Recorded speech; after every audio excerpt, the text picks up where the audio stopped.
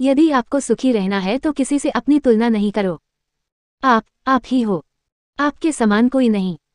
फिर क्यों दूसरों से अपनी तुलना करना, ईर्ष्या करना।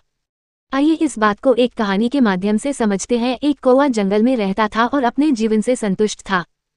एक दिन उसने एक हंस को देखा। ये हंस कितना सफेद है, कितना सुंदर लगता है। उसने मन ही मन सोचा। उसे लगा कि यह सुंदर हंस दुनिया में सबसे सुखी पक्षी होगा, जबकि मैं तो कितना काला हूँ। ये सब सोचकर वह काफी परेशान हो गया और उससे रहा नहीं गया। उसने अपने मनोभाव हंस को बताए। हंस ने कहा, वास्तविकता ऐसी है कि पहले मैं खुद को आसपास के सभी पक्षियों में सुखी समझता था, लेकिन जब मैंने तोते को देखा तो पाया कि उसके 2 रंग हैं तथा वह बहुत ही मीठा बोलता है।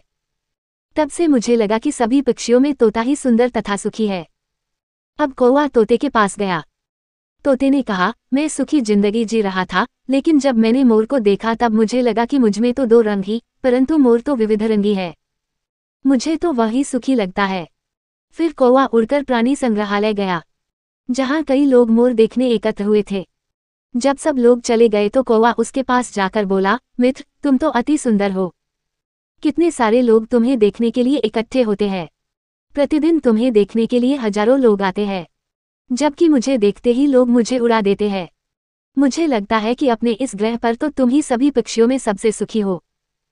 मोर ने गहरी सांस लेते हुए कहा, मैं हमेशा सोचता था कि मैं इस पृथ्वी पर अति सुंदर हूँ, मैं ही अति सुखी हूँ, परंतु मेरे सौंदर्य के कारण ही मैं यहाँ पिंजरे में बंद हूँ।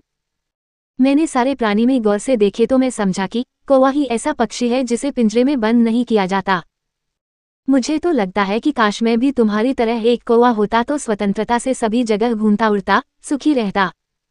मित्रों, यही तो है हमारी समस्या। हम अनावश्यक ही दूसरों से अपनी तुलना किया करते हैं और दुखी उदास बनते हैं। हम कभी हमें जो मिला होता है उसकी कद्र नहीं करते, इसी के कारण दुख के विश्चिक में फंसे रहते हैं। प्रत्येक दिन को भगवान की भेंट समझकर आनंद से जीना चाहिए।